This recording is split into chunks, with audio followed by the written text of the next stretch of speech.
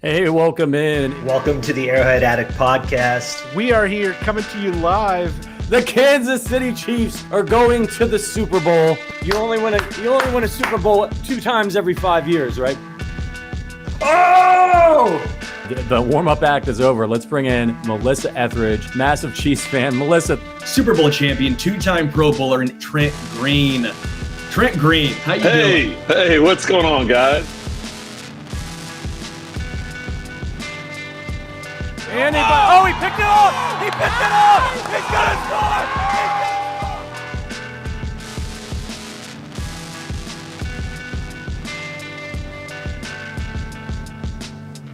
we'll see you next week. But until then, as always, go Chiefs. Hello, everybody, and welcome into the Arrowhead Addict podcast. I am your guest host, Matt Verderame, filling in for Patrick Allen, who is home spending time with his wife, Maggie, and their son, Rory. And that is best kind of off-season you can have. Maybe not when you're up at 4 a.m. and the baby's screaming, you can't get him back down. But you know what? As a father of a couple kids, it's worth it. So I am here filling in for Patty. We got a little bit to get to here today with Micole Hardman coming back to the Chiefs on a 1-year deal. Also, and right off at the top, prayers up to BJ Thompson, and who, if you haven't heard, according to many, many reports at this point, had a seizure in a meeting room on Thursday morning and went into cardiac arrest. Thankfully, as of the last report when this podcast is going live, is in stable condition at a hospital. Sounds like things are going to go okay, despite being very, very, very unsettling this morning. So hopefully BJ, look, don't know where his football career is going based on what happened this morning, but that is secondary. Hopefully he's just good to go moving forward. Whatever caused the seizure is remedied. And nothing like that ever happens again. But man, that was a scary bit of news. It could have been a hell of a lot worse. So prayers to BJ, and hopefully all goes well on that front. Most importantly, secondly, news broke this morning that Mecole Hardman is back with the Kansas City Chiefs for year. What is it now? Year number 6. Year number 6. Yes. 5.5, I guess, technically. Signing a 1-year deal. Financials weren't released, but look, it's probably pretty close, if not to the vet minimum. It's funny. I've been saying on many platforms here at this point that I think they should bring back Mecole Hardman because he is beloved in the locker room. He knows the offense like the back of his hand. Mahomes trusts him. And their wide receiver room is much better than it was a year ago, but it still needs some depth, and that is exactly what Mecole Hardman brings to the table. I'm happy that they didn't sit on their hands and stand pat because, look, let's say Rashee Rice gets suspended at the beginning of the year. That room is a rookie. I don't care that he's a fast rookie. He's still a rookie. So you got a rookie, a newcomer in Hollywood Brown, Justin Watson, and then what? Sky Moore, Kadarius Toney, Justin Ross. I'm not going to lie to you. That's no way to live. By adding Hardman,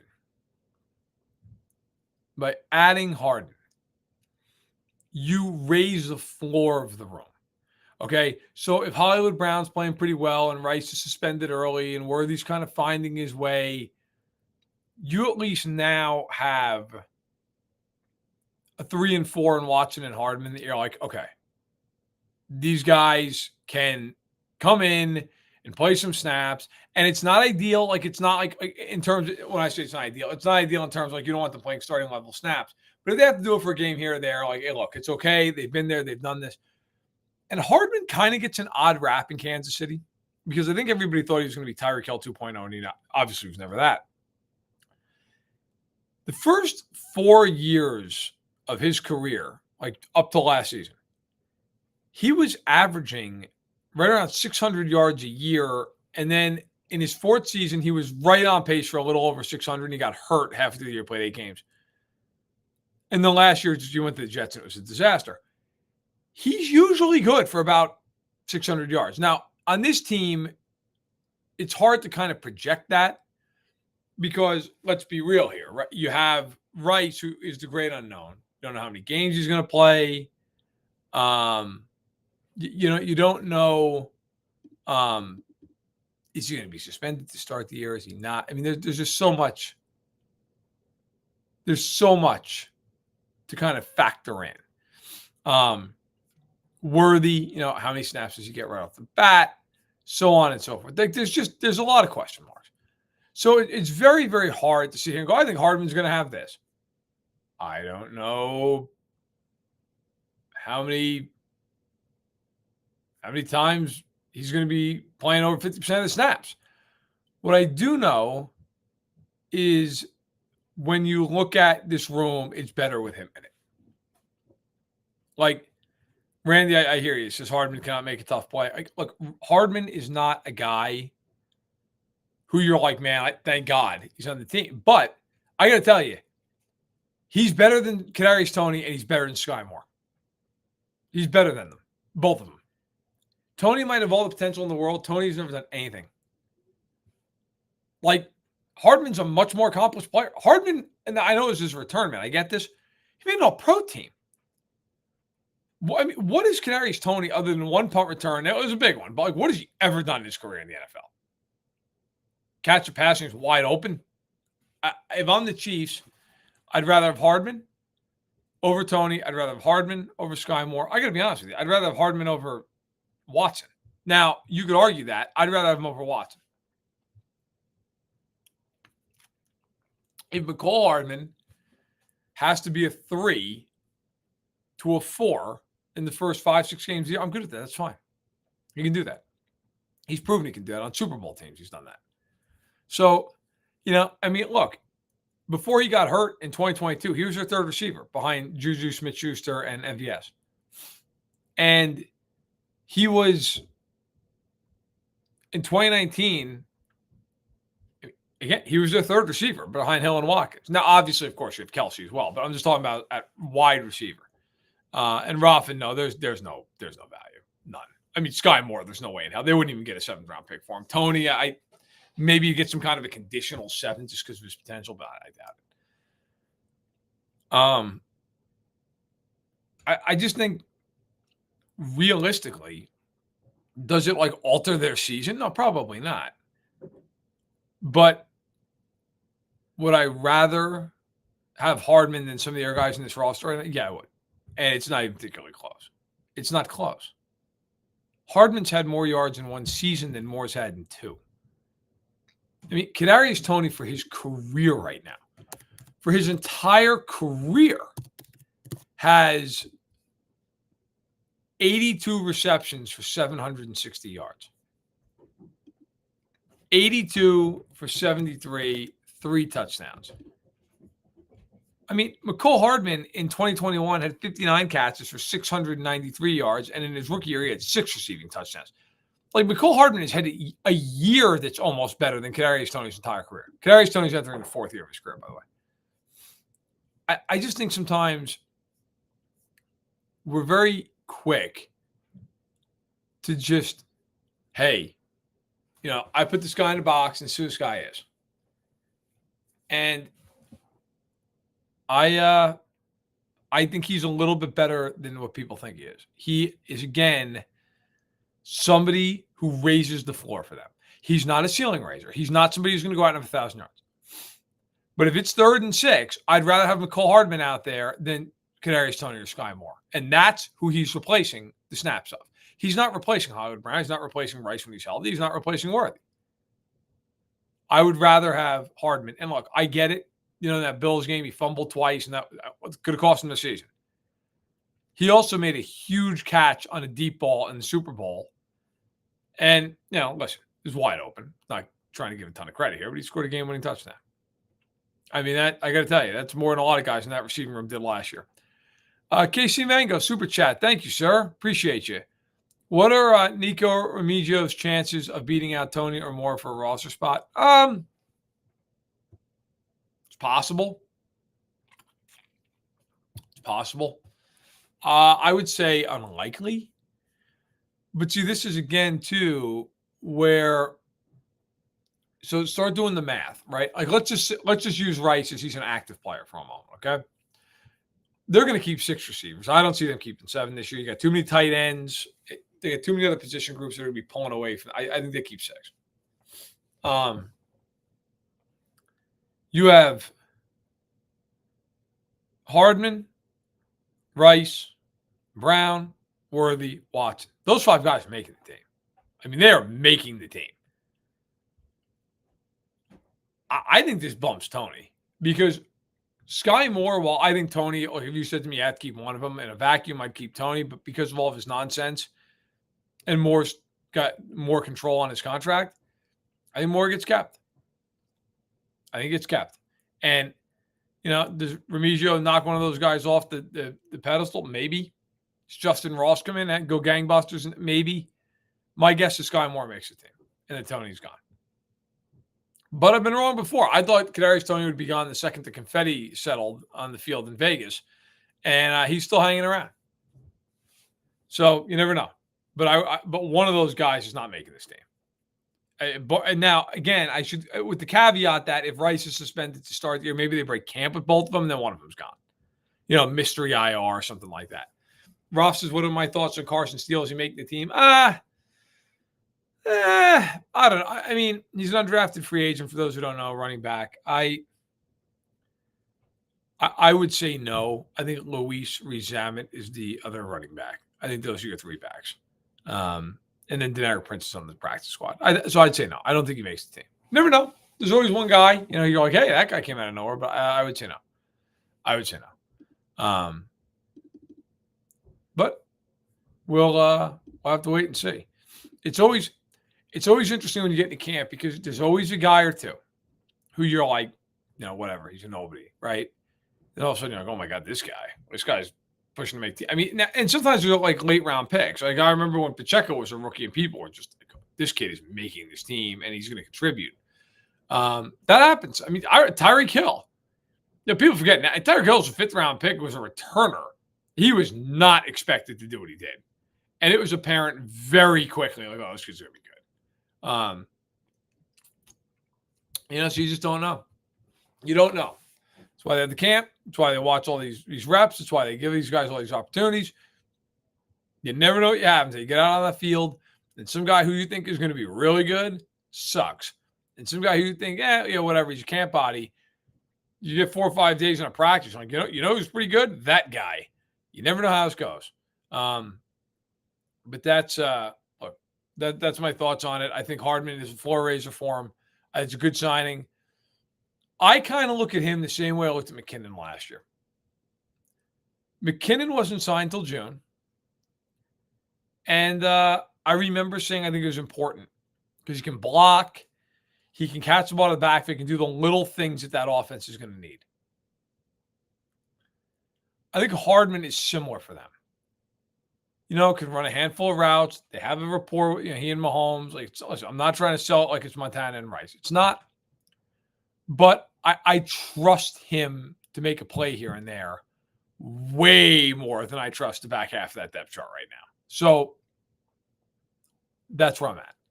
All right. So obviously OTAs we're going to continue today because of BJ Thompson's health scare. They did not. They will finish up on Friday. And then next week will be mandatory minicamp. I am personally looking forward to getting through the next week, and then they break from minicamp. And they have about, we don't know the exact dates, probably about 5 weeks or so, 5.5 weeks. Because once we get to training camp, that's when the real football starts. And I wanted to look at just quickly the fact that I think with the Chiefs, when you look at camp, at least for me, and maybe this is the national part of my job where I look at all 32 teams, start trying to parse. Like, okay, what are going to be the battles? What are going to be the things to watch? And with the Chiefs, it's like really, really obvious that left tackle is that spot, right? With Tua Mataia and obviously Wanya Morris. And then you look at the secondary and go, okay, well, how does Jamari Connor fit in? Are they going to use him more at the slot role? Are they going to use him more at safety? I think they're going to just mix and match him all over the place. But I was thinking about the rookie class, right? Because again, Tua Mataia and Worthy, we know, like Worthy has a spot. Tua Mataia is going to be fighting for a spot, but certainly could start. We've talked about Jared Wiley over the last month or so. And listen, I like Jared Wiley. The problem is I just don't know how he's going to play. Where is he playing? He's not playing in front of Kelsey, and he's not playing in front of Noah Gray. So I'm not saying he'll never get on the field. I'm just saying I think it's very hard for him to play a lot of snaps. Jaden Hicks, I think, is an incredible fit for this team in the way that he plays. But again, might be hard to see the field unless they really put Connor in the slot and then they go a little 3 safety and look, okay, fine. The guy I'm keeping my eye on is Mecole Hardman. 6th rounder out of Tennessee.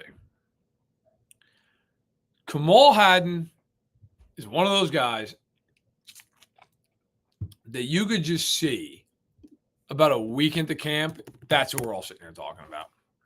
Hey, he might start. Hey, he might do this. Hey, he might do that. Because, look, it's nothing against Joshua Williams, who I like a lot. But let's be real. He is yet to play 50% of the snaps in the season. And last year, his snaps decreased. Jalen Watson, I think, has a starting job there. And obviously, of course, McDuffie does. But, Haddon's going to be a guy who's going to have an opportunity here. He's going to have an opportunity. And if you pull up his draft profile, and I always use NFL.com, I think they do a great job. Lance Erloin, Chad Reader. Okay, he was projected right where he went, 6th round pick by Lance Erloin. And his overview reads like this. Big cover corner with the athletic talent and skill set to employ in a variety of coverages. Right off the bat, Spags, variety of coverages. Haddon has the feet and strength to redirect routes from press, again, Spags, but can be a little tight in his transitions when trying to simply mirror and match the release. He anticipates route breaks with timing and steams in to break up throws. The ball skills are fine, but there can be too much panic and grab once he falls behind because of his subpar deep speed. Haddon has good size and ball skills and improved his coverage squeeze in 2023. He has the length to annoy receivers from press and can sit back and read routes from zone, but he may need to be protected by scheme due to a lack of speed. If that doesn't scream Steve Spagnuolo, I don't know what does. Can play press, can play some zone, can play a variety of different coverages, right? Like that stuff, that screams Steve Spagnuolo. And oh, by the way, he's 6'1" to $196, which is almost identical to Jalen Watson. He also came from SEC school or an SEC school in Tennessee. I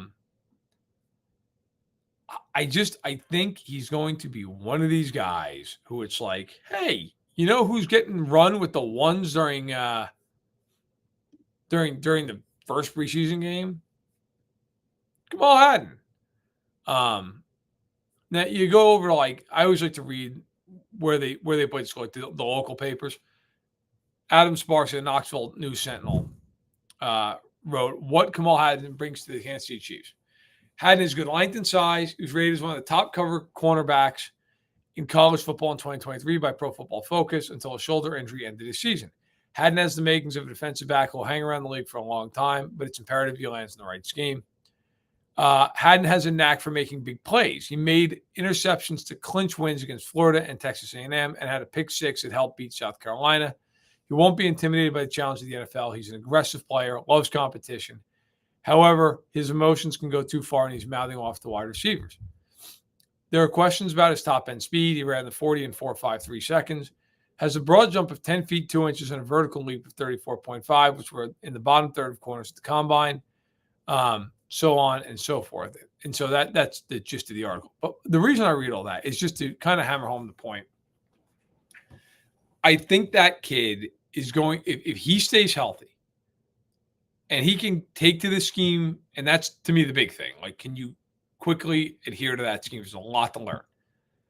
That's where I could just see that kid coming in and bang, right off the, like, hey, you can be rookie version Brashad Breeland.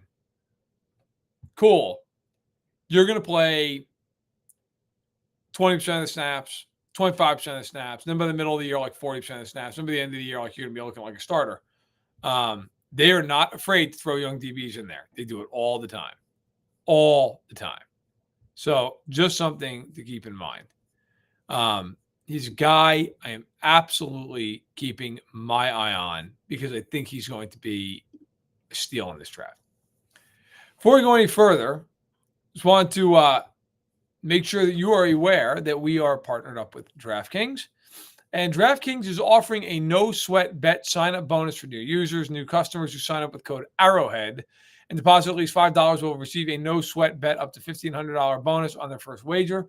This means if you place the first bet at $50 and you lose, you will receive a $50 credit in bonus bet straight to your account up to $1,500.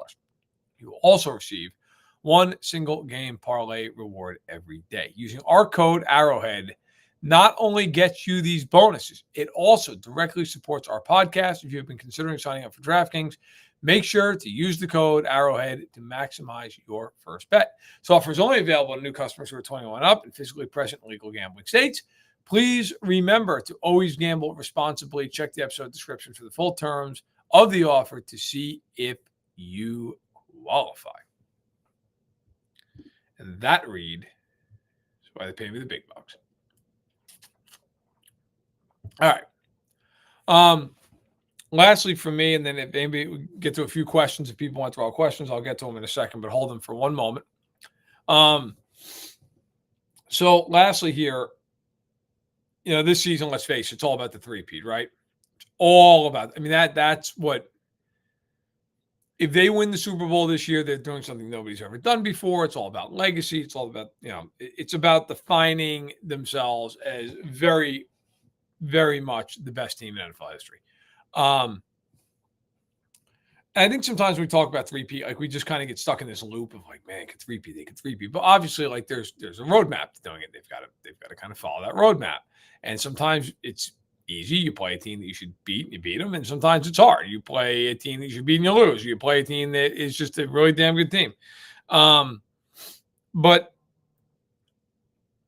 I was thinking about just kind of like the way seasons play out. I was thinking about this here day I was driving around. I was thinking about the way seasons go, and there's ebbs and flows.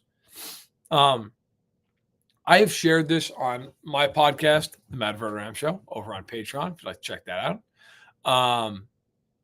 Twice a week. And there's Richard with the link, and good man. Go ahead, check it out. There's multiple tiers you can subscribe to, and you get a whole lot of podcasts. I have a podcast going up tomorrow at 7 a.m. Central, so it's something worth checking out, I hope.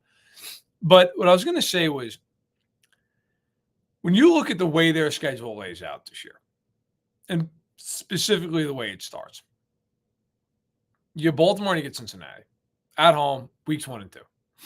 Excuse me. I really feel like if they can win those 2 games out of the gate,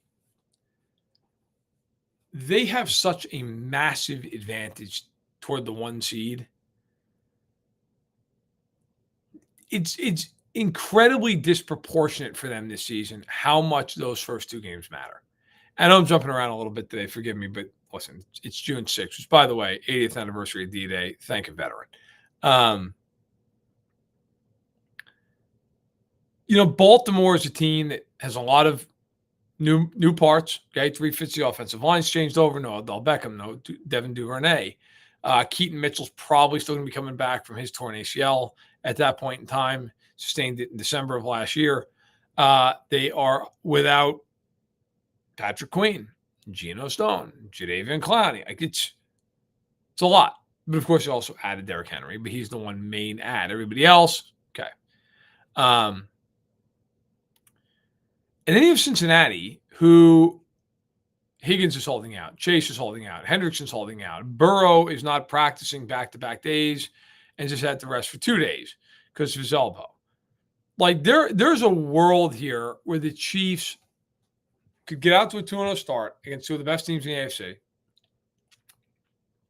and if they do it, be in a position where they are off and running. Like, when you look at their schedule for the totality of the year, so they start, like, obviously, like I said, with Baltimore, Cincinnati. Who do they play the entire rest of the season, the last 15 games here? The NFC South, nobody's very good. The other 6 games, or the other, there are 3 teams, the 6 games in the AFC West, none of those teams are very good.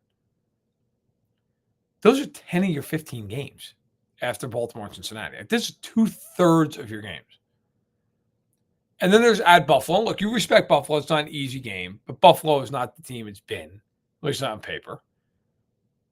Pittsburgh and Cleveland, which, listen, those are not easy games. They're on the road in December. Pittsburgh's going through a gauntlet and a half the last half of the season, but the game's, on a short week on the road. And then Cleveland is one of those teams, like the quarterback's not good, but the rest of the team's good. So, like, how does that shake? It's probably a weird game. And then there's Houston at home. There's the Niners on the road. Like, I would submit to you, if in those 5 games, Niners on the road, Bills on the road, Browns on the road, Steelers on the road, Texans at home, they go 3-2. Okay, they beat Houston at home. They split the other 4 road games. They go 3-2. Those other 10 games they're playing, I mean, they really. I'm not going to pick them to go 10-0. They could certainly do it. 9-1, like, you could be sitting there going, okay, 12-3, and then you got these other 2 games, and that's the difference. Like, if you beat, Cincinnati and Baltimore, there's a real world that you go 14-3 and nobody's catching you. I know it sounds really stupid to sit here and go, hey, the first 2 weeks of the year, they win those games. They're on a fast track to a 1 seed. If they're healthy, they're on a fast track to a 1 seed. If they win those first 2 games and they remain healthy, I don't think anybody's catching them. The schedule's not hard. The schedule's a joke other than those first 2 games. I mean, Purdy and the Niners, challenge for sure. Toughest game in the schedule. You respect Cleveland and Pittsburgh. You respect Buffalo, and you respect Houston. But the rest of it, I mean, it's not hard. It's not hard. I think that's where, those first 2 weeks normally kind of ease into it. Okay, split them. No, don't split them. Win them both. Win them both. I really think that matters. Like, more than the obvious, just, hey, go 2-0. It's a good start. Like, sure, no kidding.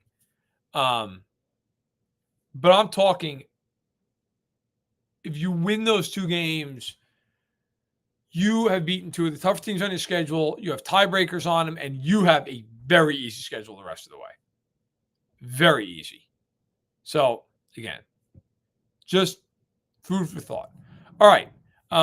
With all that being said, if anybody's got any questions, let's take it away here for the next 5-7 minutes, something like that. These Kool-Aid slammers or jammers, whatever the hell they're called, are freaking good. Somehow 20 calories. That's it. Guy can drink a 6-pack of them every day. I won't. 1 a day is enough, but I could do it. Nathan, on a scale of 1 to 10, how chaotic a kickoff is going to be in week 1? What's the line for TDs in week 1? I'll tell you what, I'd put the over-under at 4.5. And I think it's going to be very chaotic. I think you're going to have a handful of teams that have no fucking clue what they're doing. Like, zero. Just didn't realize that was going to happen. Oh, look at that. 2 touchdowns against us. And then you're going to have a team that's really well prepared and absolutely wins the game too early. Absolutely. Tilly, who will be the backup to the guard position? Well, you have Norzad, who they drafted, who can play kind of center and guard. He'll be one of them. And then probably Caliendo. That'd be my guess. How many teams try a reverse? I mean, look, it'll be interesting. You're going to have teams trying everything. The only thing about that is you don't have as much room as you used to, because the kickoff team is, other than the kicker, stand at the 40-yard line. But I'm sure there's going to be some stuff. This is a blank canvas for these guys. I'm sure there's going to be some stuff that happens. Butker's getting booed so hard week 1. I don't know if he's going to get booed. I'm not saying, I'm not giving my 2 cents on what he said. I'm just not. But I don't know that he's going to get booed. People are going there to watch him play football, and he's a great kicker. I'm just saying. Adams' special teams are actually going to be worth watching now. Yeah, absolutely. It is. It's going to be fun. It's going to be fun. It's going to be like a play that's actually a play and not just like some symbolic kick through the end zone. Yeah, I'm with you.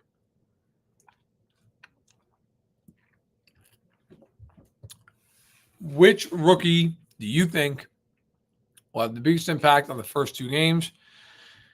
Suamataia, because I think he's going to start. And you want to talk about having an impact. Well, guess what? Here comes Trandrickson. And here comes, Justin Matabuke on a stunt. Okay? Like, head on a swivel, kid. Head on a swivel. He has the most important job in that team. Protect Patrick Mahomes at all costs. So I would say that he is my easy pick. Easy pick. Because Worthy, I think, will play, but I don't think he's going to be out of control right away. If he is, my God, they've hit the lottery. But that's just, I would say for sure. Suamataia.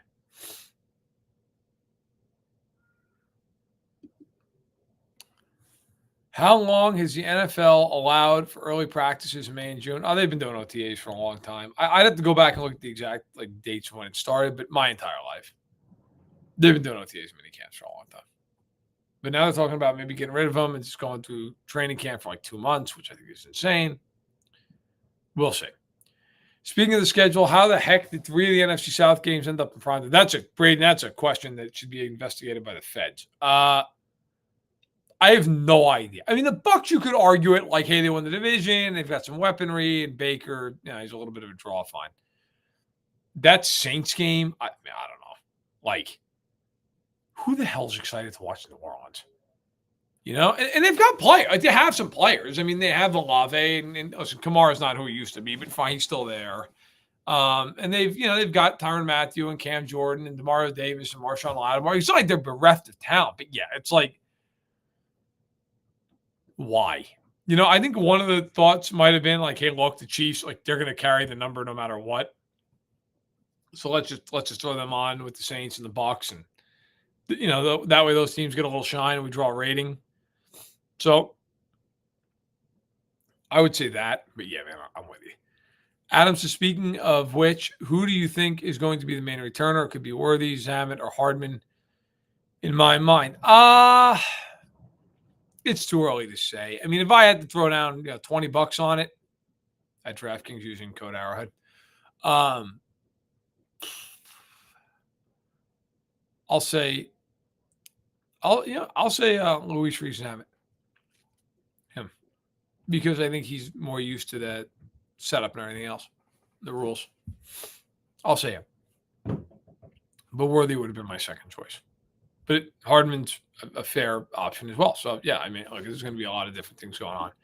That is going to play out for a while.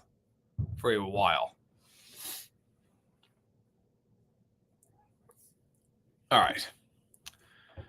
With that being said, listen, it is the early part of June. There is not a lot going on. I am not going to sit here and insult anybody's intelligence by hanging out for an hour just to hang out for an hour. So we're going to get rolling. Okay, I'll answer these two real quick. Luttrell says, what do you think of the chances the Chiefs move to Kansas? Missouri dropped the ball. I don't think they're high. I think they'll stay at the complex they're currently at. I just think they're trying to scare the hell out of Missouri. Do you think we'll ever see a Kelsey to Mahomes touchdown pass? No, because Kelsey threw one pass and he got picked off at Giant Stadium. I think that was enough for the rest of the time. Jacob, thanks. I think. Thank you. I'll take it. You should see when I shave. I look like I'm 12. My daughter thinks I'm bald because I shave my head because I don't like dealing with the hair and everything else. So she's always giving me crap. But one of these days I'll just grow out the hair and I'll not like crazy, but have enough like a little bit of a longer cut, and I'll shave my beard and I'll look like I'm 12 years old. All right. Hey, thank you for everybody being here. Appreciate each and every one of you. Obviously, continue to check out the Arrowhead Addict podcast. Leave a rating, leave a five-star rating, leave a review. If you would be so kind, would really appreciate that for the people that put in so much work at this podcast, led by Richard, who is on the board, so to speak. And then as far as me, listen, you can catch my work over at SI.com. I am doing a 32 for 32 series right now alongside my colleague Gilberto Manzano, which you can read our previews of teams every single day, Monday through Friday, pretty much up until training camp. He's on the AFC, I'm on the NFC. And then, of course, if you want to hear my thoughts even more on the Kansas City Chiefs, I have my Patreon, which is just the Matt Verderame show, which, by the way, now is, I think we're like one or two people away from 1,200 members. That is staggering. I am beyond humbled. I know a lot of you have already subscribed. There's a $5 tier and $10 tier. You can check that out. Multiple podcasts every single week. At least 2. This week there's 3. I did a podcast with my dad on Wednesday. You can catch that. And then the one tomorrow will be going up in the morning. So if I check that out, please do. Go ahead. You can listen to both. All right. That's all I've got. Thanks so much for being here. I'll be talking to you again real soon. Take care.